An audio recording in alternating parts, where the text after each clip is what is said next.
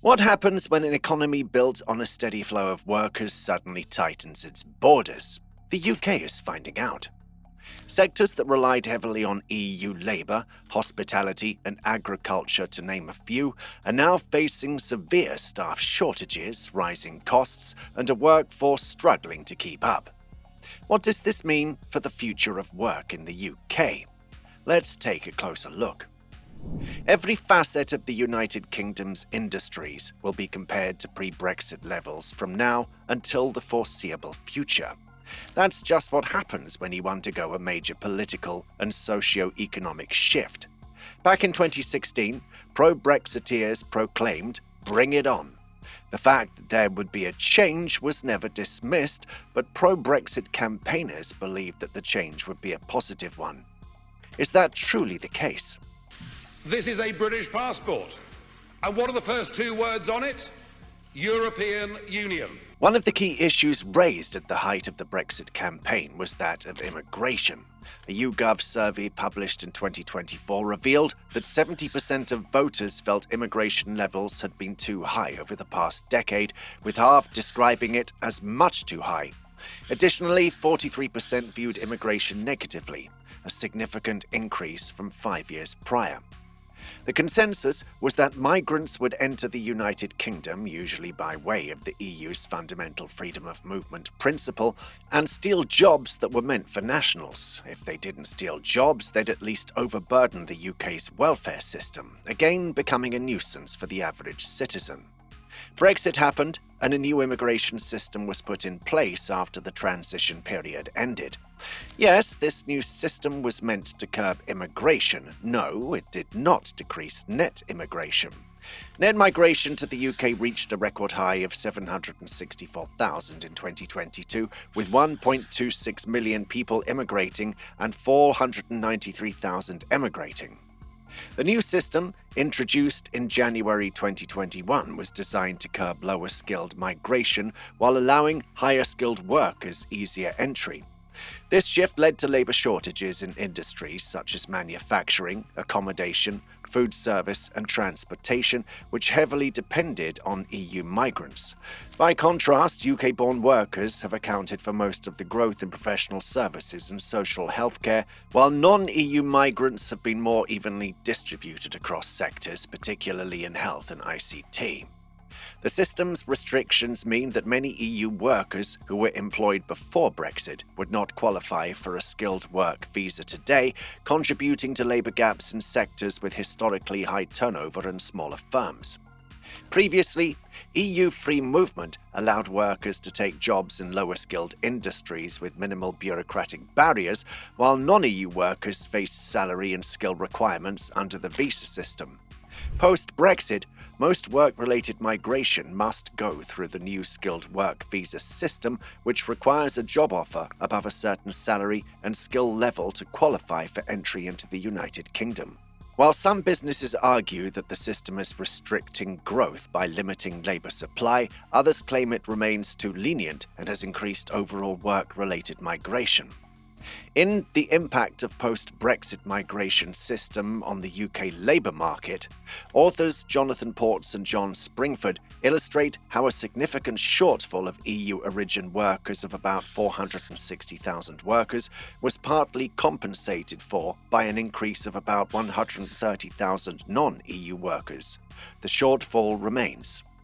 The rise in non-EU migration has largely expanded in sectors that were already open to foreign workers, particularly healthcare, rather than filling roles in industries that historically relied on EU labour, such as construction.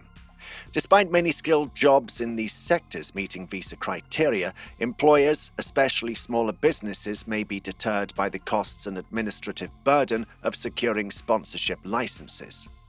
Although overall migration levels remain at least at pre-pandemic levels, work-related migration has fallen short of expectations. The labour force growth driven by migration is now substantially lower than plausible counterfactuals, even when accounting for pandemic-related shifts in labour demand.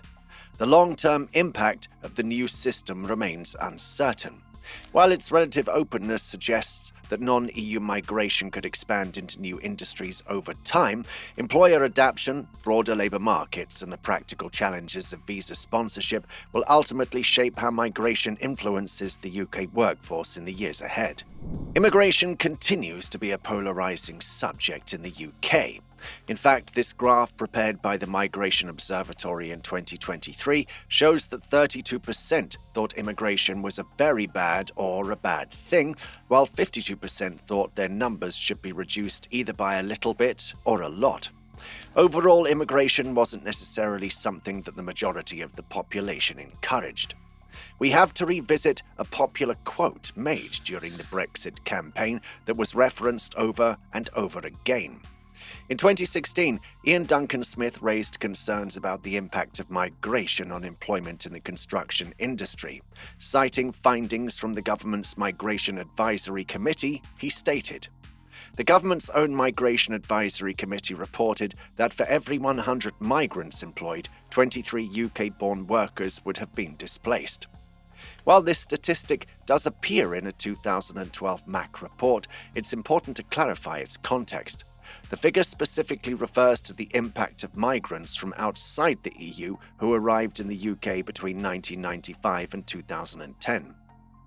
Crucially, no statistically significant displacement effects were found for EU migrants. The report found that migrants who had been in the UK for over 5 years did not displace British-born workers. Displacement effects were only observed during periods of economic downturn, meaning migration did not negatively affect native employment when the economy was strong. Displacement was not permanent, suggesting that over time, labour markets adjusted to many changes that came its way. Duncan Smith's statement was powerful. It was also, unfortunately, misrepresented to further narrative that eventually changed the face of the labour industry. On that note, let's talk about the people who are running the labour industry and ask them how they believe Brexit has redefined it. Ultimately, isn't their opinion the only one, rather, that matters here? According to a 2023 survey report by the Chartered Institute of Personnel and Development titled Migrant Workers and Skill Shortages in the UK, a quarter of employers were hiring migrant workers defined as those born outside the UK regardless of citizenship. The highest rates were in IT and healthcare, with London and Scotland leading regionally. Larger organisations are more likely to employ migrants, with 33% of companies with 250 or more staff doing so, compared to just 6% of micro firms and 13% of small firms. The following figure shows that among those employing migrants, 71% acknowledge some level of reliance on them. 17% consider themselves very reliant, while 22% are somewhat reliant. The primary reasons for hiring migrants include difficulties in recruiting UK-born workers for specific roles at 37% and a lack of necessary technical skills among UK workers at 35%. Employers also cite migrants' strong technical qualifications and work ethic, which is reflected in lower absence rates. Other factors include language skills, retention ease, flexibility, and willingness to work longer hours. Employers more reliant on migrant workers are likelier to cite recruitment challenges at 44% versus 33%, and high training costs for local workers at 17% versus 9%. While some assume lower wages drive migrant hiring, only 11% of employers report this as a reason. Conversely, 22% of employers have not hired migrants due to a lack of opportunities, while others cite no need, a preference for local hiring, or immigration system complexities. Employers have mixed feelings about the new points-based immigration system. While 41% find it hard to use, 45% say it's fairly easy. Smaller businesses seem to have an easier time compared to larger companies, possibly because they hire fewer migrant workers. Even with the challenges, 54% of employers say the system helps with skill shortages, though 34% disagree. The biggest complaints are paperwork, costs, and delays, all of which are demonstrated in this figure here. Almost half of employers struggle with the amount of admin work. 44% find sponsorship fees too high, and 42% say hiring takes too long. Additionally, 41% feel their company lacks the knowledge to navigate the system properly. When asked about the bigger issue, 18% pointed to slow processing times, 16% said the system is too complicated, and 14% felt unprepared to use it. Views on efficiency are also divided. About 26% think the new system is less efficient than before, 18% say it's about the same, and 34% believe it has improved. The same issues with paperwork and hiring delays are major reasons some employers avoid sponsoring migrant workers altogether, with 18% unwilling to deal with admin work and 17% put off by the lengthy process. The system was designed to prioritize highly skilled workers while limiting low-skilled migration, aiming to push employers to invest more in local talent. In theory, this should lead to a stronger, higher-paid workforce, but the change came at a time when job vacancies were hitting record highs, reaching 1.14 million in early 2022. By early 2023, 58% of employers still struggled to fill roles, with large companies feeling the strain the most. Long hours, low wages, and physically demanding work. The United Kingdom hospitality sector has long relied on migrant workers who prove to be the only demographic readily available to take on these jobs. The EU's freedom of movement principle made it easy for migrants, particularly those coming in from Eastern Europe, to fill these unattractive positions. They were often willing to work for low wages, take on flexible shifts, and handle seasonal or short-term contracts. But all that changed with Brexit. According to a 2022 report, nearly 200,000 international workers, including approximately 120,000 from the EU, have left the UK hospitality sector since 2019. The hospitality industry has long relied on workers from the EU to fill key roles like chefs, waiters, and hotel staff. That's just to name a few. Before Brexit, free movement made it easier for UK businesses to hire from a broader talent pool. But with new immigration rules and a lack of classification for hospitality as a skilled sector, hiring EU workers has become much, much harder. Brexit has led to regulatory changes that affect the hospitality sector in various ways. Diverging from EU rules has meant additional compliance costs in areas like food safety, employment law, and data protection. Immigration policy changes have also made it harder for businesses to bring in international staff, adding to administrative burdens. A 2022 report carried out by Oxford University's Migration Observatory showed that the number of EU employees working in the British hospitality sector dropped by 25% between June 2019 and June 2021. Name a demographic that's unhappier with Brexit than farmers. Go ahead. We'll wait.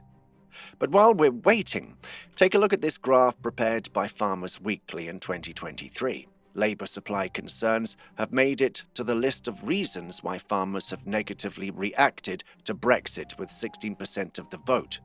What does this mean? Simply, it means that agriculture, much like hospitality, was another sector that faced the brunt of UK's new immigration system in a post-Brexit world. Seasonal migration had been prevalent in the years leading up to Brexit. Migrants, particularly those coming from Eastern Europe, would arrive in the UK by way of free movement, harvest seasonal crops, do the needful, and head back home. They'd make money, and the UK would run its economy. A fair trade, right? Farmers Weekly conducted a 900-person survey of farmers and agricultural professionals across various sectors. The findings painted a bleak picture. About 75% of respondents believed that Brexit had negatively impacted the UK's economy. When it comes to their own businesses, 69% said Brexit had been fairly negative or very negative. Besides a skills shortage, there had been other problems as well. 27% of respondents cited rising input costs as a major issue post-Brexit. Phasing out of the basic payment scheme raised concerns about long-term business viability, with many fearing that without subsidies, UK farmers would struggle to compete while still having to meet EU trade standards for future trade.